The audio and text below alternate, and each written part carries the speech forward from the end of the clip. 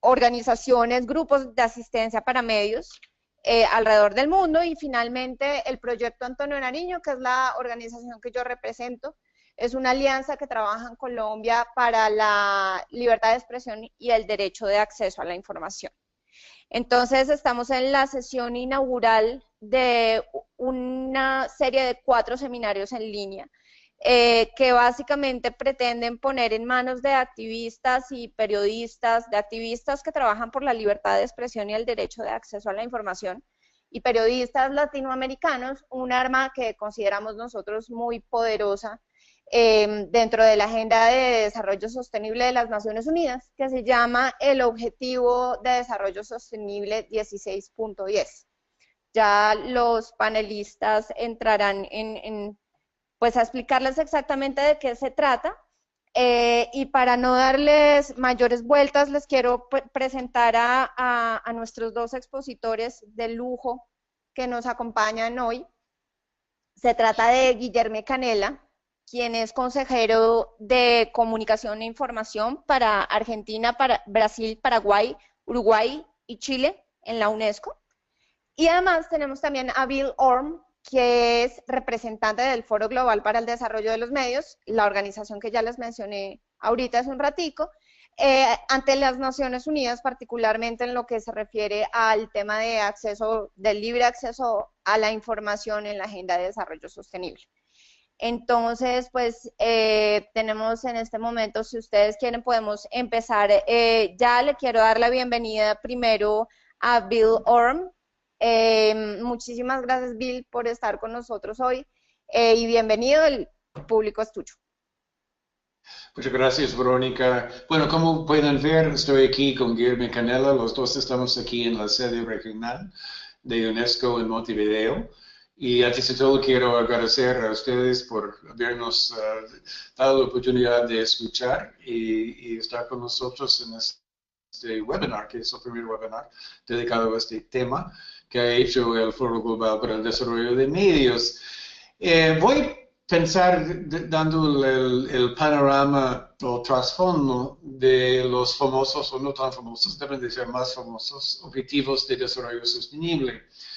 Como ustedes saben, fueron aprobados en forma unánime por los Estados miembros de la ONU en septiembre de 2015 y tienen vigencia hasta 2030. Entonces es un programa, son compromisos de 15 años.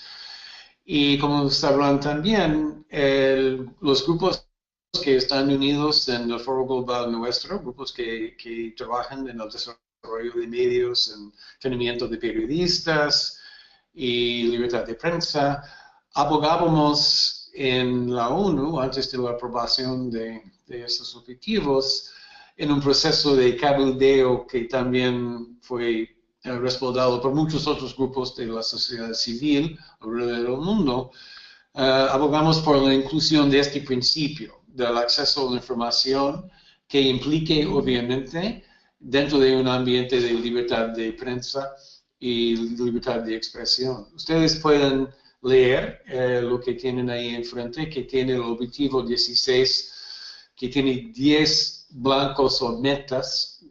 Lo del acceso a la información es uno de ellos. Y obviamente el objetivo es muy ambicioso, lo pueden leer, y esos 10 metas o objetivos están todos conectados entre sí, pero diríamos nosotros que el último, el 10º de esos, que es lo que garantiza el acceso público a la información y la protección de las libertades fundamentales, es un blanco o meta necesario para los demás de los 17 objetivos de desarrollo sostenible, que tienen entre ellos 169 metas o blancos específicos como este, muy concretos. Bien, entonces ha sido probado, ya es un compromiso de todos los Estados miembros de la ONU, y entonces, ¿qué? Guillermo le va a explicar lo que está haciendo UNESCO, porque UNESCO es la agencia de la ONU que es la agencia encargada de hacer el proceso de monitoreo, que tiene base de, obviamente, de información a nivel nacional, pero también tiene unas pautas globales para medir esos compromisos. Pero los indicadores que han sido aprobados dentro del sistema de la ONU son dos. Y el primero, casi en sentido inverso del texto del objetivo del blanco 16.10, tiene que ver con las libertades fundamentales y enfoca, como pueden ver, en la cuestión de asesinatos y otros ataques a los defensores de esas libertades fundamentales, incluyendo periodistas y también gente que trabaja en los sindicatos y también los defensores de los derechos humanos en términos generales.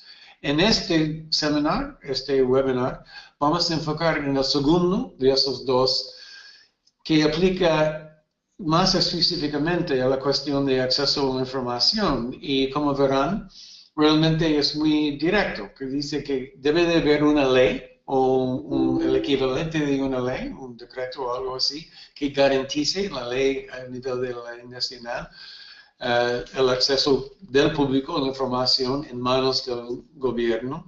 Y también esta ley debe de ser implementada. Y creo que esa palabra implementación realmente es el meollo del asunto para nosotros, porque ¿cómo se define implementación? ¿Qué es implementación?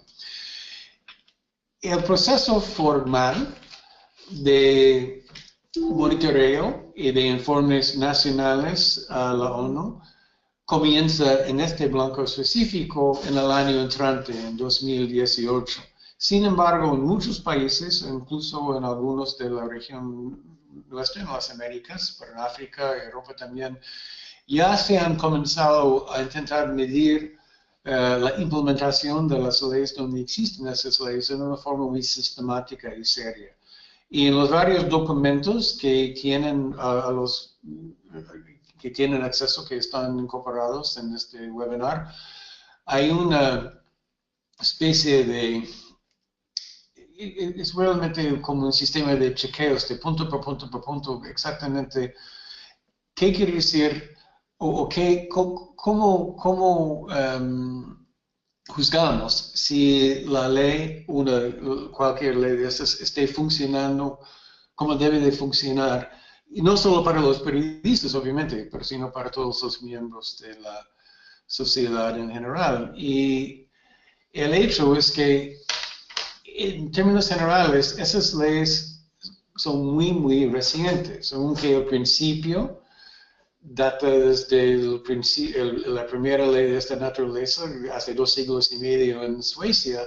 La mayoría de los más de 100 leyes que ya existen y que han sido aprobadas por los Estados miembros de la ONU son de los últimos 5 o 10 años y la mayoría casi de los últimos 5. Entonces apenas están realmente entrando en vigencia.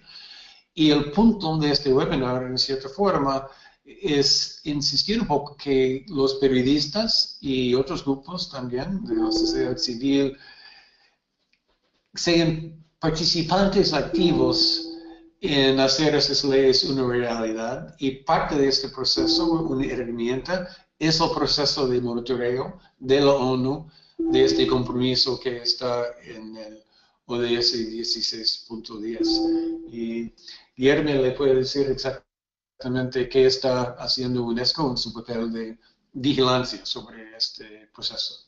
Guillermo.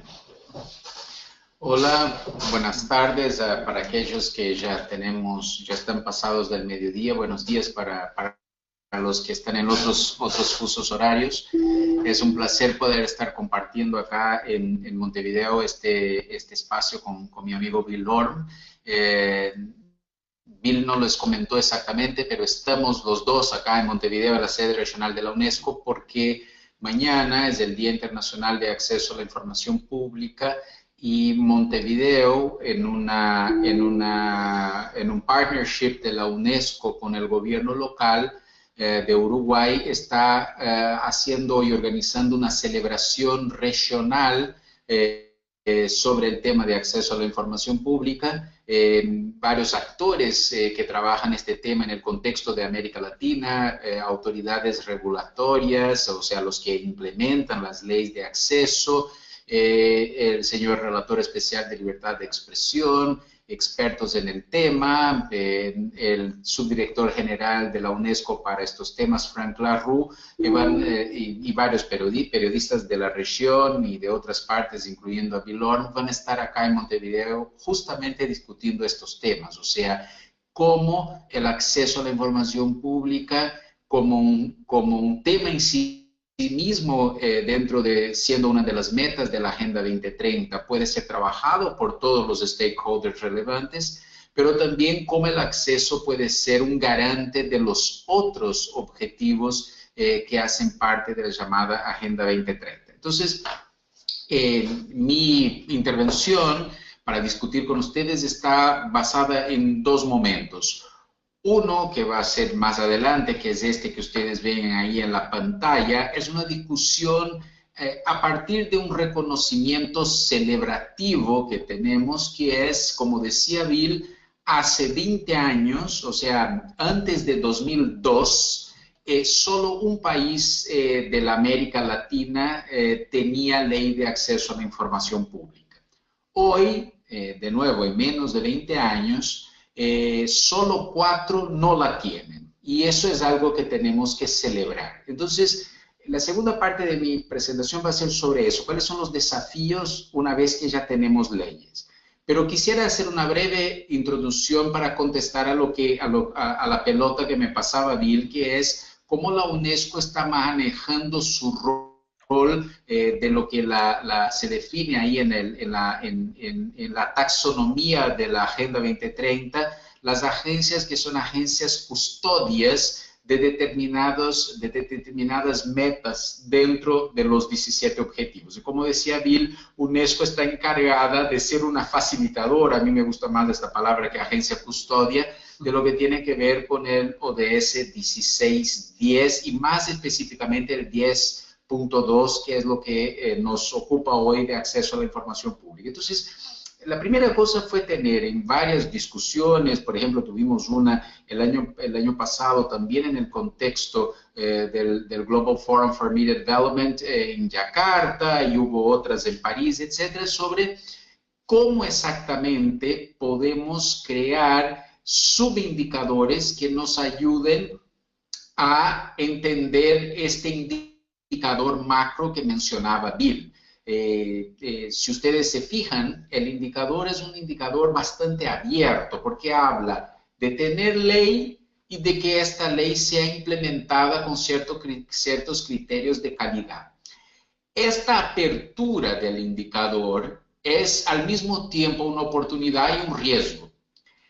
Es una oportunidad porque eso puede ayudar a los Estados miembros a decidir elevar la barra de calidad del horizonte que esperan hacia 2030, porque tener ley significa tener ¿qué ley? Podemos mejorar la calidad de las leyes que tenemos, o vamos a quedar con un indicador binario de, bueno, aprobé algo y ya está, ya cumplí con el checklist. Entonces, los estados pueden decidir, sí, ya tengo la ley, pero quiero tener una ley que sea bastante en línea con lo que se espera a partir de los estándares internacionales. Entonces, eso es la primera parte del indicador. La segunda parte es la calidad de implementación. Y acá también el cielo es el límite en términos de subindicadores que se puedan sumar acá. ¿Qué es calidad de implementación de una ley de acceso? Entonces, lo que la UNESCO estuvo haciendo en los últimos meses fue primero entendiendo qué ya existe en términos de indicadores en las distintas regiones del mundo. Entonces, por ejemplo, sobre la ley hay un indicador, un ejercicio muy conocido que es el RTI, que es organizado por el Center of Law and Democracy en Canadá, que es un análisis de la calidad de las 113 leyes que ya existen, y ahí hay un conjunto de subindicadores. La ONG Transparencia Internacional está haciendo una serie de informes sombras sobre todo el ODS 16, incluyendo el tema de acceso. Un otro foro global que Bill conoce. Todavía no seguimos con mi presentación de PowerPoint. Podemos volver al inicio. I'm still on the first slide, sorry. Y ya termino. Por ejemplo, hay un otro foro internacional recién creado que se llama Global Alliance for SDG 16, que también está promoviendo una discusión sobre indicadores. En esta región del mundo, para aquellos que no saben, hay una alianza que se llama RTA, Red de Autoridades de Transparencia y Acceso a la Información Pública, que han producido con el apoyo de la Unión Europea un conjunto muy interesante y sólido de indicadores. Entonces, primera cosa que la UNESCO estuvo haciendo es qué indicadores ya existen. Y la segunda cosa es cómo podemos bajar a un cierto nivel que sea ejecuible por las autoridades estadísticas nacionales estos indicadores que contesten a los dos indicadores macro que Bill ya les explicó. ¿Ok? Entonces, es un poco donde estamos como UNESCO, que va a ser la agencia que va a ayudar a los Estados miembros en este proceso, pero es un proceso que ellos son los actores principales, nosotros somos actores de reparto, coadyuvantes, en informar a la Asamblea General de Naciones Unidas cómo va este proceso y, como dice Bill, un espacio que se llama Foro Político de Altas Autoridades, High Level Political Forum. Los 17 objetivos están siendo discutidos por etapas. El objetivo 16 va a ser discutido en julio de 2019, lo que nos da a todos ustedes que están escuchando este webinar un tiempo interesante para dialogar con los Estados miembros sobre cómo informar el avance de este objetivo delante del foro de altas autoridades, que para el objetivo 16 va a ser en 2019. Muy bien, entonces ahora lo que quiero hacer muy rápidamente es subrayar de la experiencia que nosotros tenemos con UNESCO, particularmente en América Latina, de implementación de leyes de acceso a la información pública, 10 desafíos que tenemos en la implementación de estas leyes, que son desafíos reales que pueden ayudar en la discusión de cómo cumplir con las metas, de cómo alcanzar la meta 16-10-2 de la cual estamos hablando. Entonces, el primer desafío es el siguiente. Para aprobar las leyes, uno de los grandes desafíos era un desafío político partidario, o sea, que era la voluntad de que los parlamentos de la región aprobaran esta nueva legislación. Por eso ustedes ven ahí en la pantalla un desafío entre policy y politics. ¿Qué quiere decir eso? Porque no tenemos una buena palabra en español para diferenciar las dos cosas. El desafío de la politics de alguna manera se cumplió, se avanzó. Hay una ley en casi todos los países de la región. Pero tener la ley es solo el primer paso. Lo que sí necesitamos ahora es avanzar para políticas públicas de acceso a la información pública. Entonces, ¿cómo hacemos de la voluntad política de tener la ley hacia una política pública donde, de nuevo, la ley es solo uno de los componentes y vamos a ver otros? The next slide, please. Bueno, ahí podíamos elegir un montón de cosas como temas centrales, pero seguramente hay consenso entre los expertos de que una cuestión central para que las leyes de acceso realmente funcionen es la calidad de la institucionalidad que fue creada para garantir la misma política de acceso. Y estamos hablando de los órganos de aplicación de estas leyes. Los órganos de control, en algunos países se llaman consejos de transparencia, en otros informational commissioners, en otros institutos de acceso a la información pública, pero el principio básico es el mismo, o sea, ¿a quién el ciudadano recurre si entiende que la ley no está funcionando, si entiende que no está teniendo acceso a la información pública? Entonces, la calidad de estos órganos, su autonomía, su capacidad de acción, su capacidad de ser respetado y escuchado por los demás órganos de la administración pública es fundamental. Next, please. El tercer desafío, entonces,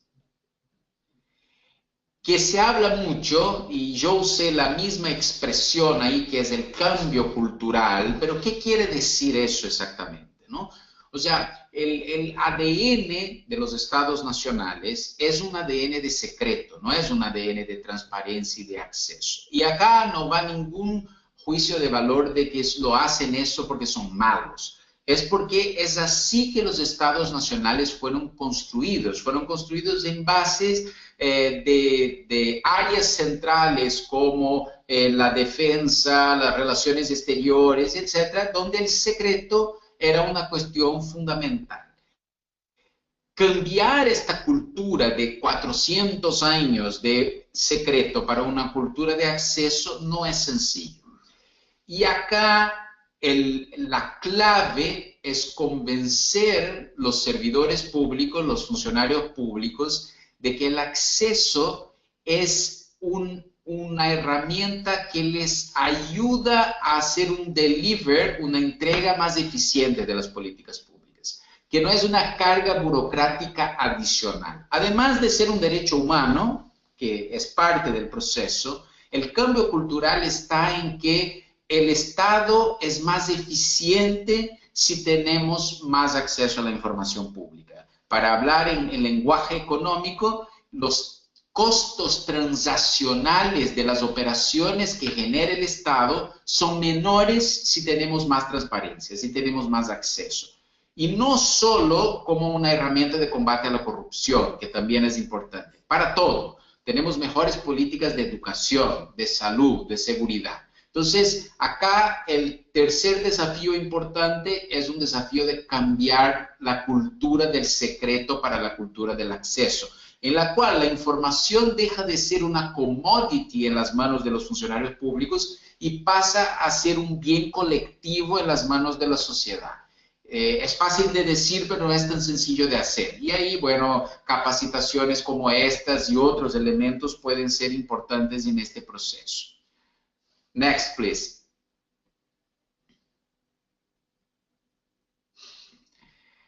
Algo que si hoy ustedes me preguntaran, bueno, pero de estas 10 cosas que tú vas a mencionar como desafío, si tuvieras que elegir una, ¿cuál elegirías? En este contexto actual, yo elegiría esta que está en la pantalla de ustedes. Una de las grandes dificultades para que las políticas de acceso a la información pública sean efectivas es lo que se llama de la gestión documental, o en inglés, Records Management.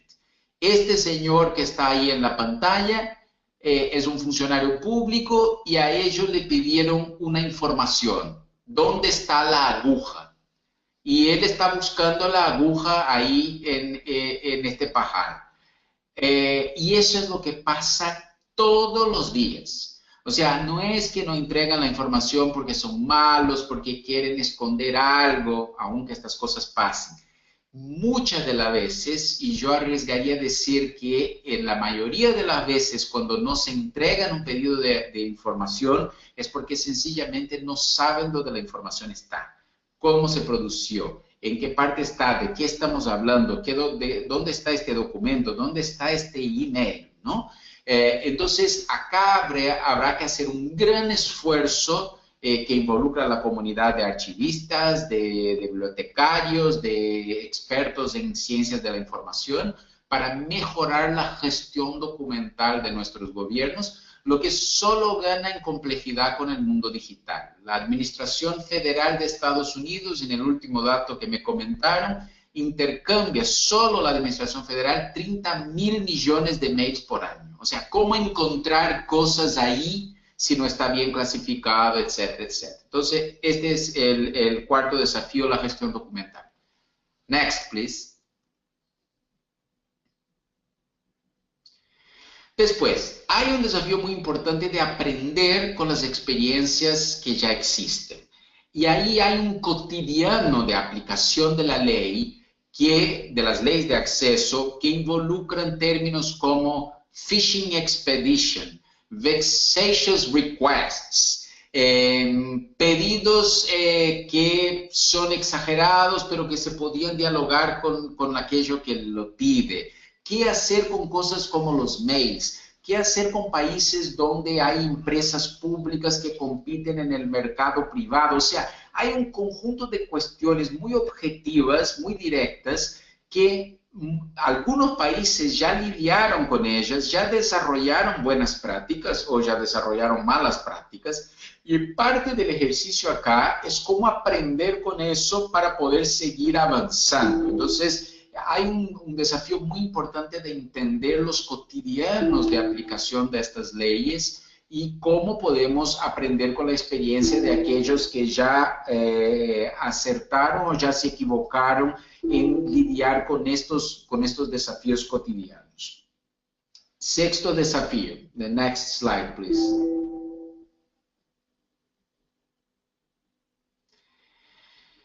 Es muy importante tener claro, y eso es un desafío en muchos países, que la política de acceso a la información pública no es gratis. O sea, hay que invertir recursos públicos para que este tipo de políticas funcione. Había una cierta tendencia en creer que los derechos civiles y políticos son lo que se llaman de libertades negativas. O sea, basta con que el Estado no genere obstrucción, esta libertad automáticamente está garantizada. Pero no es así. O sea, si el Estado no pone plata en el proceso electoral, no tenemos elecciones. Si el Estado no pone plata para fomentar la diversidad en el mundo de las comunicaciones, la libertad de expresión se ve perjudicada. Si el Estado no pone plata en autoridades de aplicación, en sistemas electrónicos, en gestión documental, no tenemos acceso a la información pública. Por lo tanto, uno de los indicadores centrales es justamente cuánta plata se destina a las mismas políticas de acceso a la información pública. Séptimo desafío. The next, please.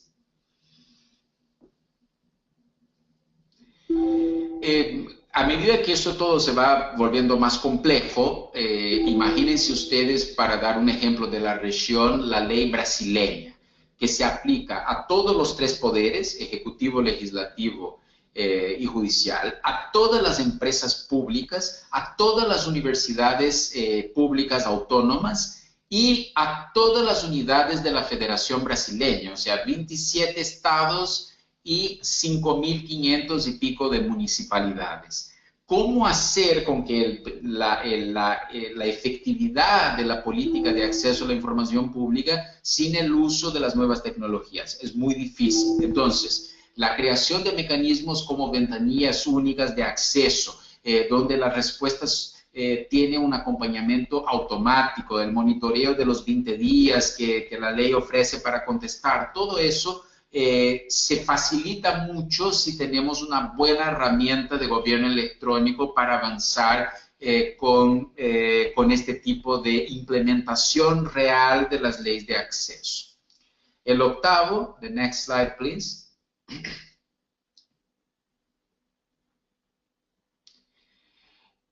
Está muy conectado a cómo empezamos esta conversación. O sea, no basta solo tener la ley, no basta solo tener la política, es necesario monitorear y evaluar lo que estamos haciendo. Y para eso es fundamental crear indicadores.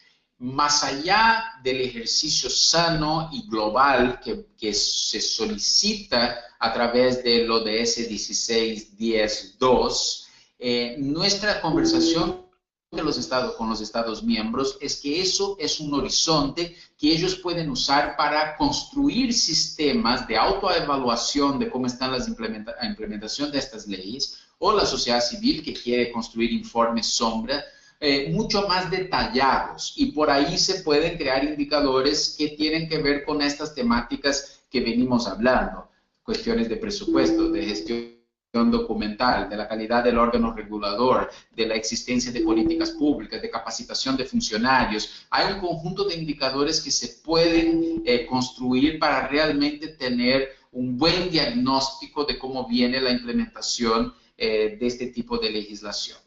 Y al noveno, el next slide, please.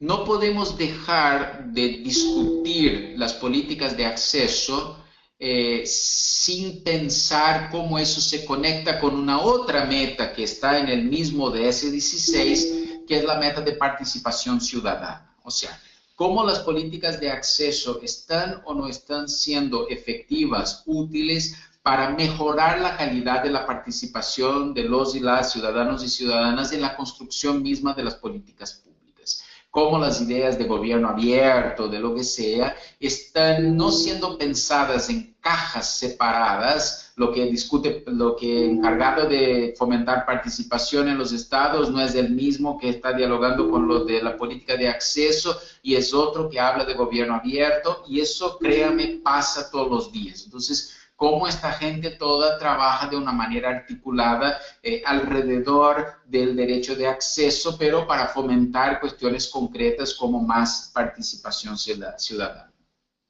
Y finalmente, el último desafío. El next slide, please.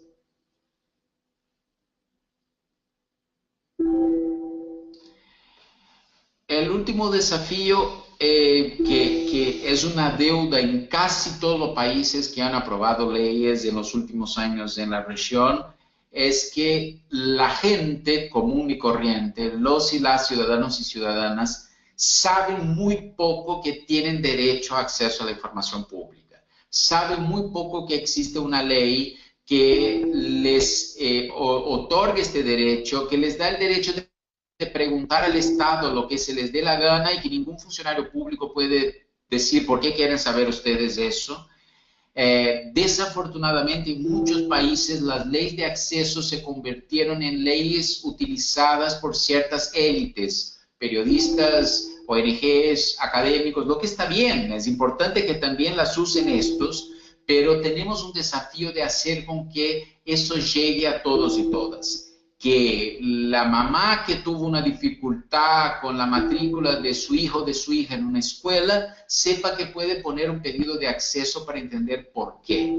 Que aquel que tuvo un problema en su barrio con la alcaldía y que no llegó a un servicio, puede poner un pedido de acceso para entender por qué.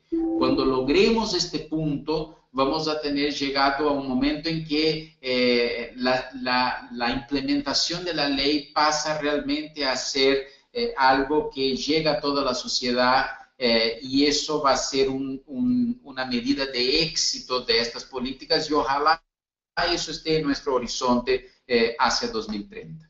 Gracias. Bien, gracias, Guillermo. La idea es que haya preguntas, interrogantes de todos ustedes, nosotros dos, pero quería plantear una pregunta obvia. ¿Qué quiere decir? ¿Qué tiene que ver todo esto con el periodismo, sobre todo el periodismo regional? Obviamente, los periodistas de investigación son entre los usuarios principales de estas leyes.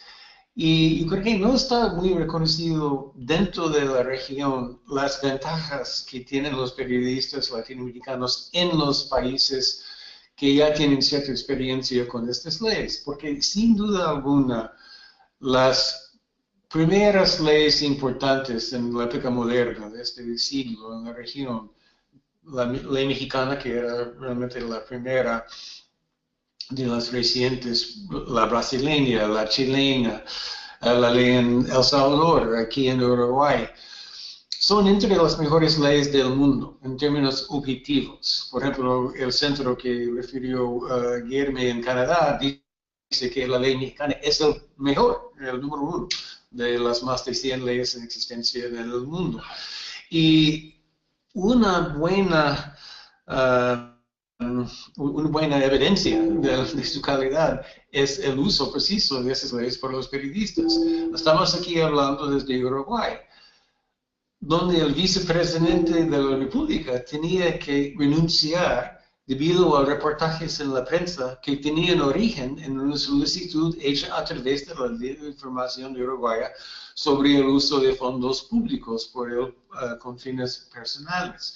Este es un resultado muy directo de esas leyes. Sin embargo, como decíamos, en la mayoría de los países esas leyes son muy recientes. Entonces requiere, para que sean realmente utilizadas en la forma más eficaz e impactante, requiere un proceso de entrenamiento, de capacitación de los mismos periodistas y diríamos nosotros también mayor intercambio a nivel regional entre los periodistas que han tenido más experiencia, como los brasileños, los mexicanos, los chilenos, con los países que ya están entrando más recientemente. Por ejemplo, Argentina, donde la ley nueva entra en vigencia esta misma semana, y estamos los dos la semana pasada en Argentina. Es una ley basada en la experiencia de otros países, bien diseñada, con sus diferencias estructurales, como tienen todas esas leyes, menos centralizados. Sin embargo, vamos a ver si esté realmente una herramienta importante para los periodistas argentinos. Y esto va a requerir, yo creo que estamos de acuerdo, un proceso de intercambio de experiencias y todo con sus colegas en la región que han tenido oportunidad de utilizar esas leyes en otros países desde hace más de 10 años. Pero queremos escuchar sus preguntas y todo sobre el particular.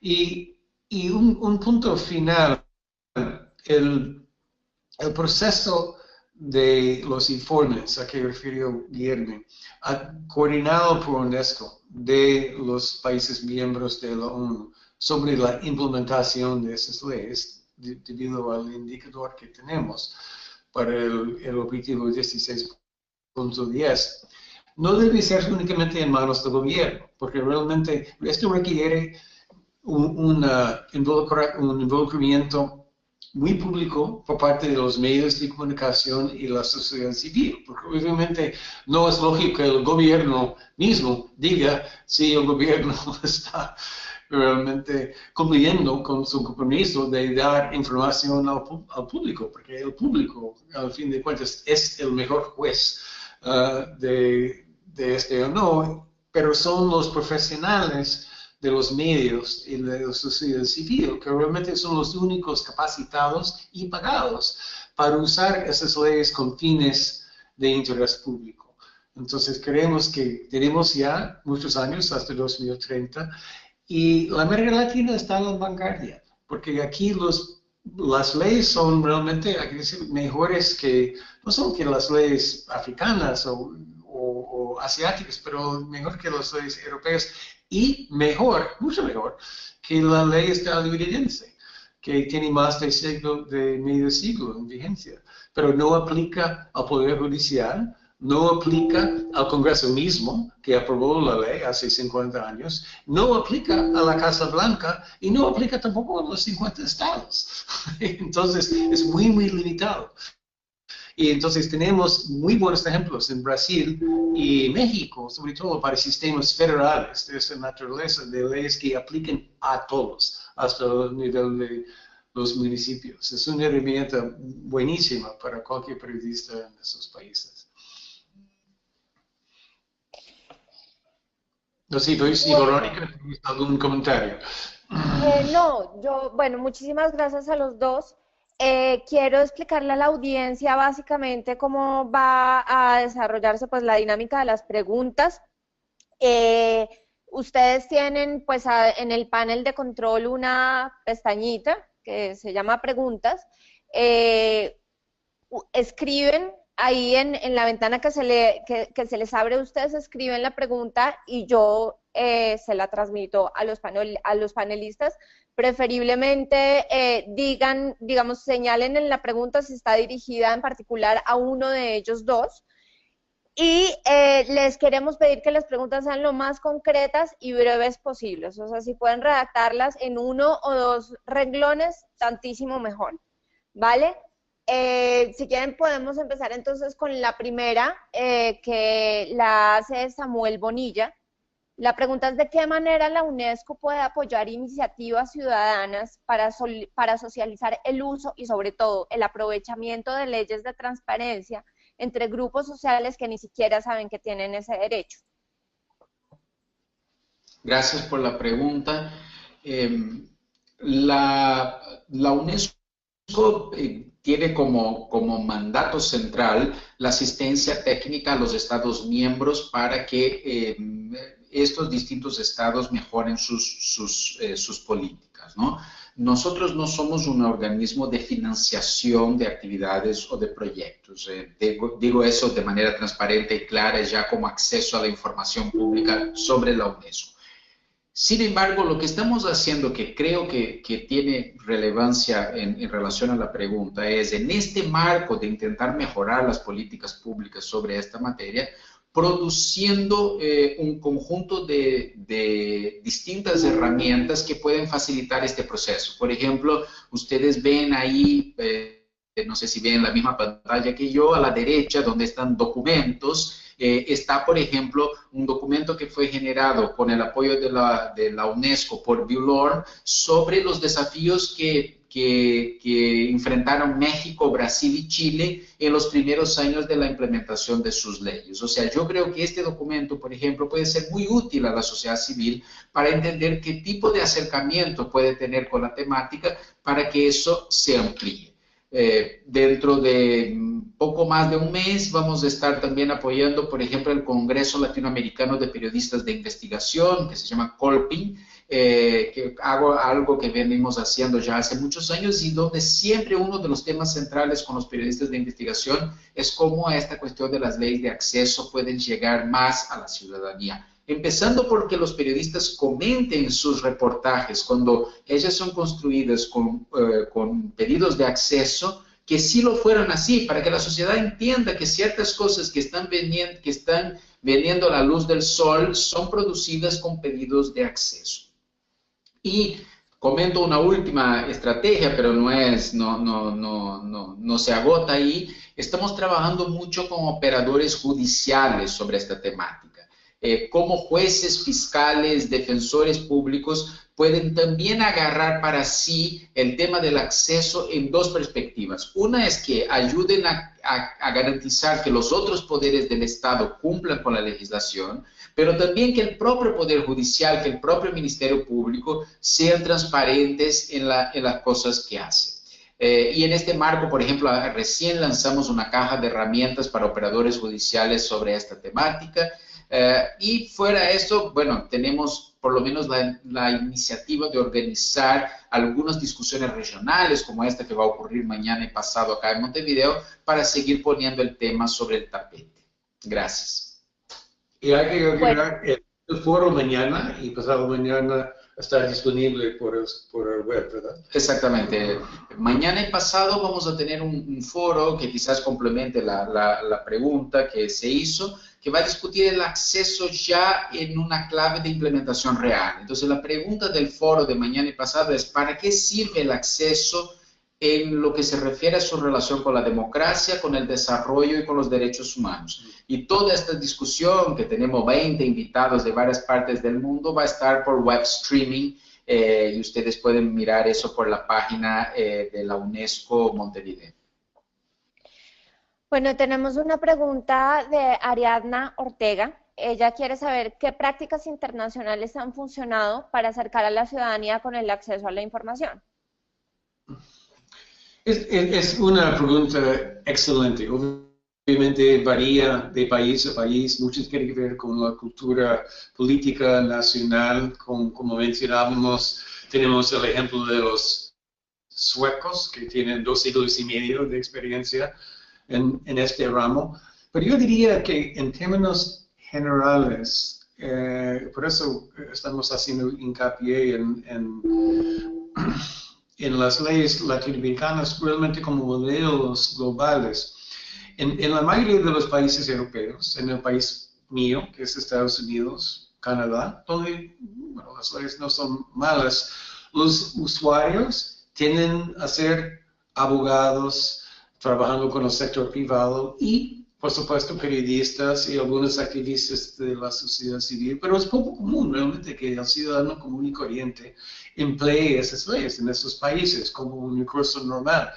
Y lo que tenemos aquí en América Latina, aparte de que las leyes en sí son francamente mejores, lo que cubren y todo, y los compromisos que tienen a todos los niveles del gobierno, también tienen acceso más accesible, más amigable, hay que decirlo, porque hay que tener acceso a Internet, que no tengan todos, pero los que sí tienen, hay portales bien diseñados en México, Brasil, Chile, todos esos países en Honduras y Salvador y muchos, casi la mayoría de los países con estas leyes, donde el ciudadano sí puede hacer una pregunta directamente por medio del web, del internet, y recibir una respuesta según la ley, normalmente dentro de poco tiempo, 15 días, 20 días, y sí funciona.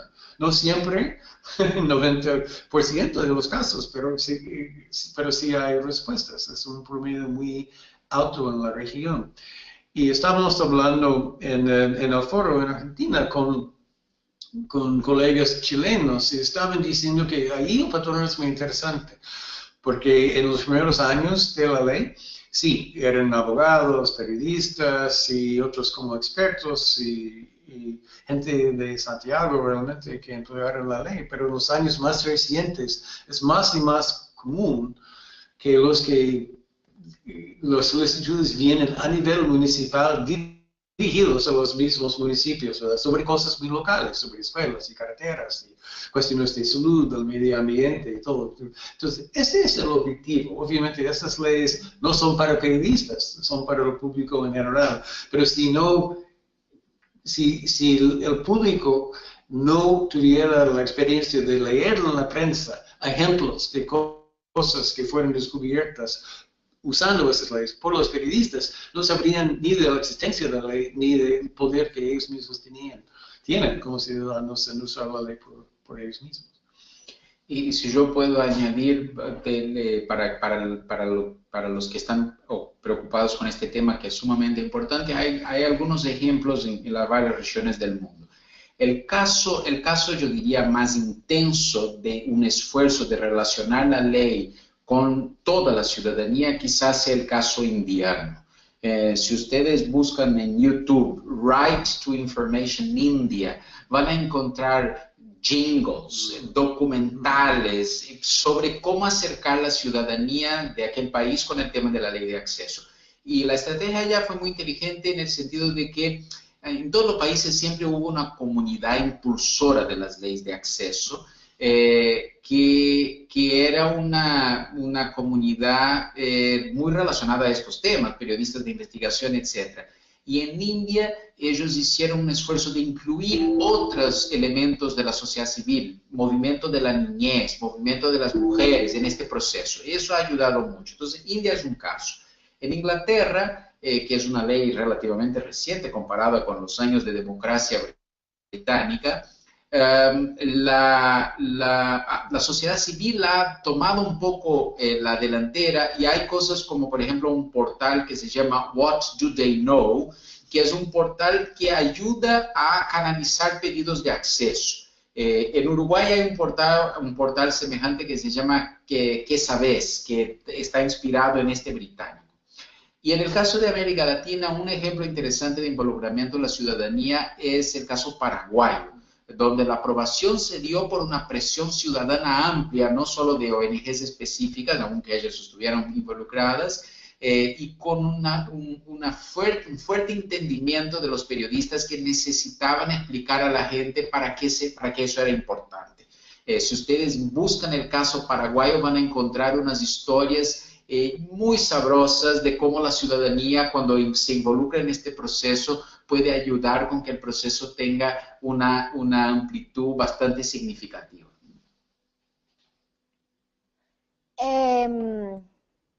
Perdón, ¿ya?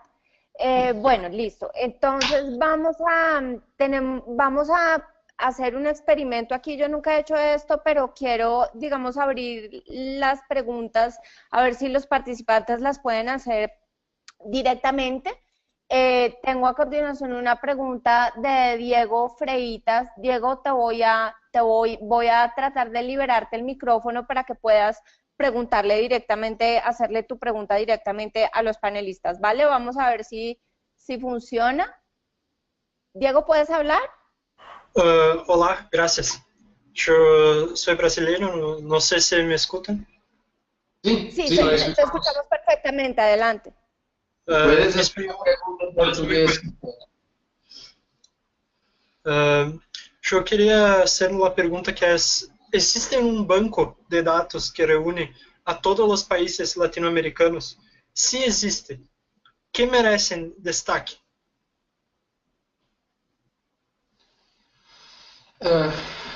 ¿Quién le sabría mejor que yo?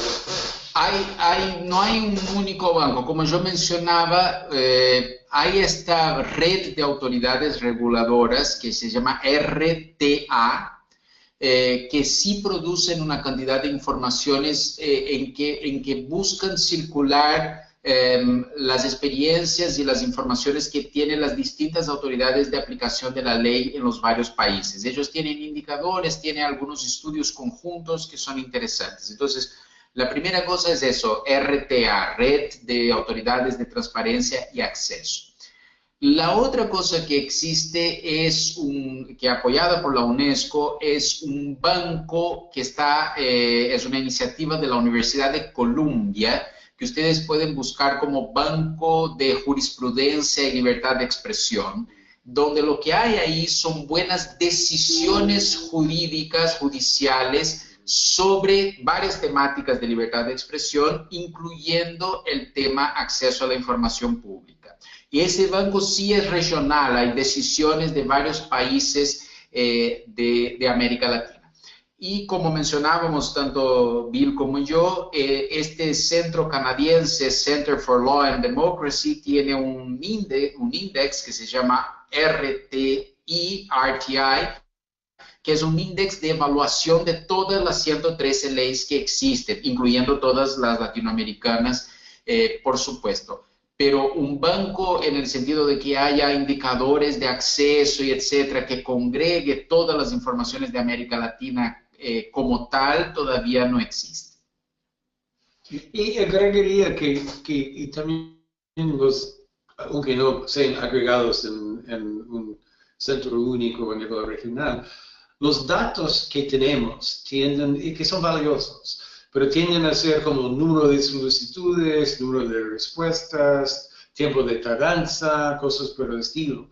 Pero un buen análisis del contenido de esos interrogantes y aún más interesante es el contenido que se podría adivinar de los que no habían sido contestados por varias razones por los gobiernos. Esto requiere un análisis o periodístico o académico. Y hay algunos casos, como una universidad brasileña acaba de hacer un buen análisis del uso de la ley. Pero eso requiere una independencia académica o periodística, obviamente, para hacerlo en forma seria. Y en el caso de Brasil, ya que la persona que preguntaba es de Brasil, la ONG Artículo 19, artículo 19, sí tiene a lo largo de los últimos 5 años estudios muy interesantes sobre la implementación de la ley en Brasil, y él mismo lo hace con otra perspectiva, la Asociación Brasileña de Periodismo de Investigación, que en portugués es ABRAGE.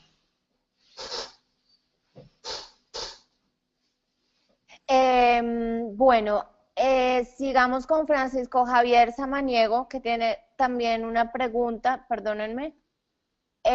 Francisco, te voy a abrir el micrófono para que preguntes. ¿Puedes hablar? Sí, buen día. Hola a todos. Hola. Buenos días. Ok, ya ahí te escuchamos bien, sigue. Ok, perfecto. Mi pregunta es la siguiente.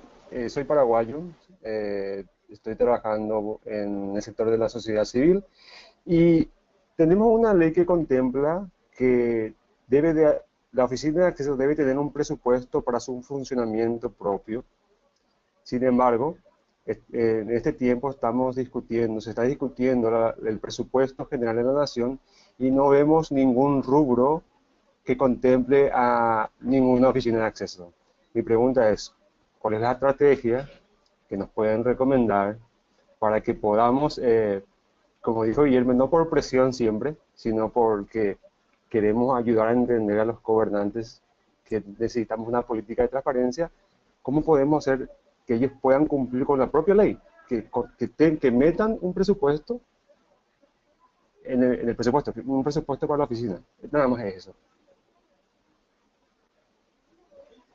A lo mejor quien me sabría, confieso que Paraguay es el único país de la región que no conozco personalmente como periodista. Pero una pregunta, cuando usted habla de presupuesto, ¿es el presupuesto ya aprobado, ya presupuesto como ley, o es el presupuesto propuesto en la Asamblea Legislativa? Actualmente se está discutiendo el propuesto, pero en la misma ley de Paraguay contempla que las oficinas deben de tener un presupuesto especial para funcionar anualmente. Mira, es difícil, yo lo que me parece que es importante en las políticas de cabildeo junto a parlamentarios y a otros oficiales de gobierno es la perspectiva comparada. O sea, yo diría que una de las cuestiones que ustedes podrían hacer es intentar chequear con colegas de otros países que puedan tener esta información, cuánto invierten otros gobiernos de la región en las políticas de acceso, en sus propias autoridades de acceso. Y eso puede ayudar a decir, miren, para los países donde la cosa funciona, donde hay buenos resultados, la inversión pública en la política misma es tanto, y eso quizás puede ayudar a mover una discusión que no basta tener la ley, que es necesario invertir recursos para la organización misma de la propia ley. Y me imagino, no sé a ciencia cierta, que la ley paraguaya aplique también al mismo Congreso paraguayo, como es el caso en la mayoría de las leyes latinoamericanas. No en el caso de la ley nuestra en Estados Unidos, pero si existiera un proyecto de ley, esos son documentos que se supone que la ley exige que sean disponibles para el público en general, no solo para los periodistas y otros. Entonces, si no están respondiendo a esas solicitudes o están montando proyectos de legislación en secreto, como hacen en mi país, en algunos casos bien comentados, yo creo que porque la ley paraguaya es más buena, es reciente, es muy importante establecer precedentes, ¿verdad? Y hacer reclamos en los medios públicos y a través de no solo los periodistas y la sociedad civil, ¿verdad? Porque no pueden aceptar esas excepciones. Bueno, seguimos con Aldo Magoga, que llegó un poquito tarde al seminario, entonces nos estaba preguntando si habíamos hablado de Guatemala, que nos cuenta él una muy buena ley de acceso a la información. Entonces, no, Aldo, no hemos hablado de Guatemala. Te voy a abrir en este momento el micrófono para que hagas tu pregunta. Ya te escuchamos, Aldo. Sí, buenos días. Efectivamente me conecté tarde, lo lamento. Solamente más que una pregunta es un comentario, en el sentido que en Guatemala existe una muy buena ley de acceso a la información del 2008 y efectivamente ha cambiado mucho la forma con la cual sociedad civil, instituciones, centros de investigación se acercan a las instituciones para recibir información. La cosa interesante es que la existencia de esta ley ha obligado a las instituciones a dar respuesta, a definir una unidad responsable de la información y efectivamente ha sido bastante exitosa. Por supuesto, hay desafíos importantes, sea a nivel de la calidad de algunos indicadores de información que uno tiene derecho a requerir, pero que simplemente las instituciones no tienen, y también a nivel de, ¿cómo decir?, un impacto que ha tenido adentro de las instituciones para que se dotaran de base de datos y una gestión de información que pudiera responder a las necesidades. Pasa, por ejemplo, que a veces si tú requieres una información a una institución como con el acceso a la información pública, los tiempos de respuesta pueden ser hasta menores de los tiempos que existen entre las instituciones cuando se solicitan información internamente. Entonces me parece que eso sea un buen indicador de la eficacia de la ley. Gracias, o sea, primero Aldo, un gusto escucharte, te debo una respuesta por mail, por eso una de las razones que entraste acá, te prometo que te contesto, acá públicamente, pero sí me parece que que lo que apenas dijo Aldo es algo muy interesante también para hablar de los éxitos de las leyes, mismo en contextos como el guatemalteco, que hay una serie de otras dificultades institucionales, que es, nosotros, Bill y yo, ya escuchamos de ministros de Estado diciendo, yo a veces necesito de informaciones de los colegas y pido a través de la ley de acceso porque por lo menos sé que me van a contestar en 20 días. Y creo que estas anécdotas son interesantes para que la gente vea que las cosas se están moviendo. Yo sí creo que tenemos algo que celebrar mañana en el Día Internacional de Acceso a la Información Pública. Todavía hay mucho por hacer, pero sí en esta materia hemos avanzado, por lo menos en América Latina, enormemente en los últimos 20 años. Y reconocer este avance es fundamental para poder seguir avanzando. Así que gracias, Aldo, por el comentario. Les contaba yo al principio, esta es una serie de 4 seminarios en línea.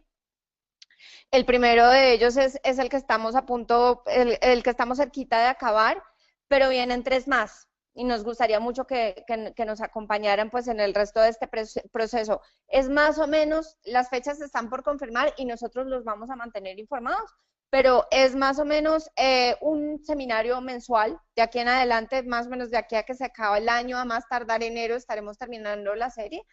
El que viene, el siguiente, se trata de comparación del estado de las leyes de acceso a la información en América Latina. Después de eso viene otro sobre el uso del acceso a la información como herramienta para los periodistas investigativos de la región. Y el último, el seminario de cierre, va a consistir en una discusión internacional sobre el estado de la implementación del Objetivo de Desarrollo Sostenible 1610. Entonces, nosotros vamos, a menos de que, mejor dicho, si a ustedes les parece bien, si no, pues nos lo pueden hacer saber por acá, por el chat, pero en principio, pues queremos incluir sus correos electrónicos en los boletines de nuestras organizaciones para estar informándoles sobre el cronograma de desarrollo de estos 3 seminarios que nos restan. Tenemos una pregunta más, tenemos 2 preguntas más, una es de Anabel Sulmont, espero haber pronunciado bien el nombre, es para ti, Guillermo, de manera que, Anabel, te estoy abriendo el micrófono en este momento y ya puedes hablar. No creo que tenga micrófono, ¿me escuchan? Te escuchamos muy bien. Ah, excelente. Sí, de México, sobre lo que comentaba del costo de la información, me llamaba mucho la atención, ¿no? Nosotros tenemos recién implementada una nueva ley de transparencia que es muy ambiciosa y mediante la cual el ciudadano puede exigir a cualquier instancia de gobierno la información que desee conocer, a menos que esté reservada, pero poca información está reservada, y de la forma con la cual necesita acceder a ella, básicamente no hay restricción, ¿no? Que idealmente suena muy bien, pero que presenta muchísimos problemas al momento de tener que contestar esas solicitudes. Y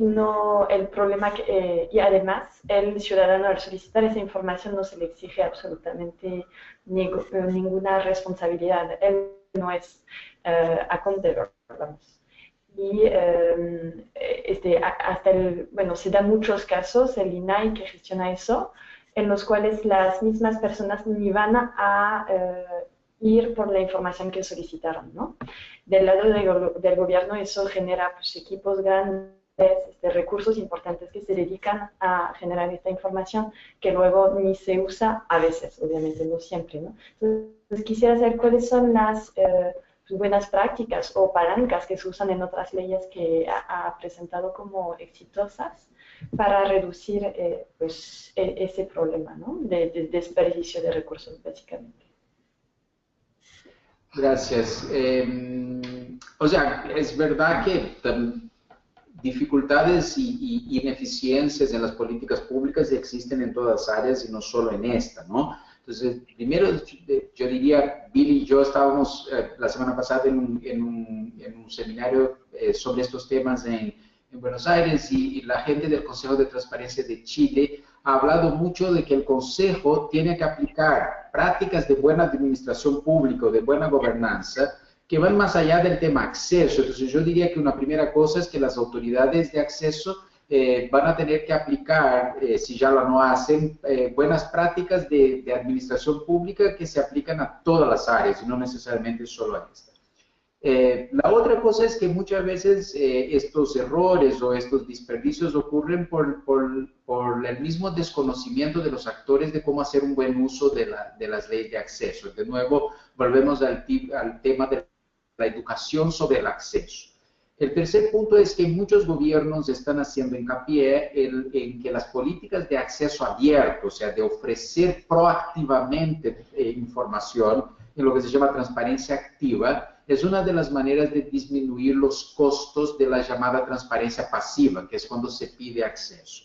Eso en parte es verdad, pero yo haría acá un paréntesis y una alerta, que la transparencia activa no sustituye el derecho de acceso a la transparencia pasiva, porque muchas informaciones que el ciudadano puede pedir, ese ejemplo que dábamos antes de la madre que tiene un tema con la escuela de su hijo, no se resuelve con transparencia activa, porque eso solo se afecta a esta persona. Entonces, es necesario seguir con el tema de la transparencia pasiva también. Y finalmente, yo diría que los estados, y México es uno de ellos, que han logrado mecanismos de ventanillas únicas a través de gobiernos, de sistemas de gobierno electrónico, también desde el caso de Brasil, han hecho con que el sistema de pedidos sea más eficiente. Pero no sé si Bill tiene algún otro ejemplo. Bueno, el único es hice referencia antes, un punto obvio es que en términos prácticos, acceso a la información requiere acceso al Internet hoy en día. Y es la realidad que en la mayoría de los países de la región tenemos o sectores mayoritarios en algunos, o sectores minoritarios, pero todavía muy, muy grandes, que realmente no tienen ese acceso en términos económicos que son factibles, no tienen uso cotidiano del Internet. Y muchas veces los datos oficiales sobreestiman el acceso al Internet que tienen los ciudadanos, porque pueden ser, si tienen acceso en el sentido literal, que pueden irse a una escuela o un lugar que tiene servicios comerciales, Internet y todo. Pero realmente, si estudiaras los usuarios más comunes en todas las leyes que sí están funcionando, es obvio que tienen acceso personal a través de sus computadoras personales o sus smartphones y todo. Y obviamente son de cierto nivel de la sociedad, es gente de mayores ingresos, educados y todo. Entonces, yo creo que el segundo objetivo fundamental de esta campaña o movimiento para acceso a la información es hacer ese acceso realmente universal para todos. Y eso requiere reconocer acceso a Internet como casi un derecho humano, como acceso al agua potable. Y Verónica, se me permite solo añadir una cosa que quizás también puede estar relacionada a la pregunta que nos hace la participante. En algunos países, los llamados Informational Commissioners, ¿no? los que gerencian la aplicación de las leyes, en el caso mexicano es el INAI, se quejan de lo que se llama de vexatious requests, ¿no? Entonces, por ejemplo, el tipo que pide, quiero saber toda la información sobre tal tema en los últimos 100 años. Y evidentemente es un costo para el Estado generar la información referente a un tema en los últimos 100 años. Y ahí una de las buenas prácticas que han sido adoptadas por distintas autoridades reguladoras es la práctica de una mediación negociada sobre estos pedidos. Lo que quiere decir eso, algunas leyes autorizan la autoridad a negar estos pedidos porque son muy amplios. Las mejores prácticas son de las autoridades que no niegan el pedido de una, pero dialogan con aquello que está haciendo el pedido para decir, mire, los últimos 100 años no vamos a poder darte, pero le interesa algo en particular, un periodo en particular, podemos encontrar una forma de reducir el volumen. Y nuestra recomendación es que estas prácticas de mediación sean cada vez más utilizadas. Por ejemplo, algunos documentos, lo que está protegido por las excepciones de la ley es solo un párrafo y no todo el documento. Entonces, la autoridad puede proteger este párrafo e entregar el restante del documento. Entonces, este tipo de negociación es importante porque el objetivo final acá no es cumplir con una burocracia, es ampliar el acceso a la información. Y si podría agregar también una cosa, casi un tema importante y filosófico, es si debe de ser gratis en todos los casos para todos los usuarios.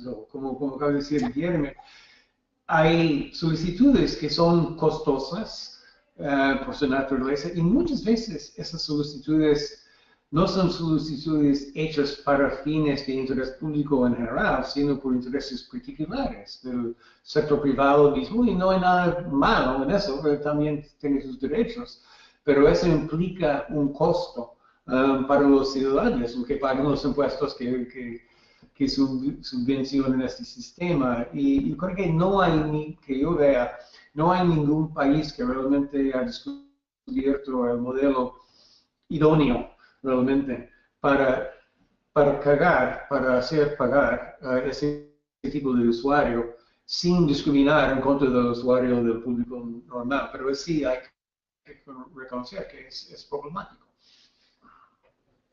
Bueno, pues esa era la última pregunta de nuestro público. Si ustedes no tienen ningún comentario más que hacer, pues podemos ir cerrando.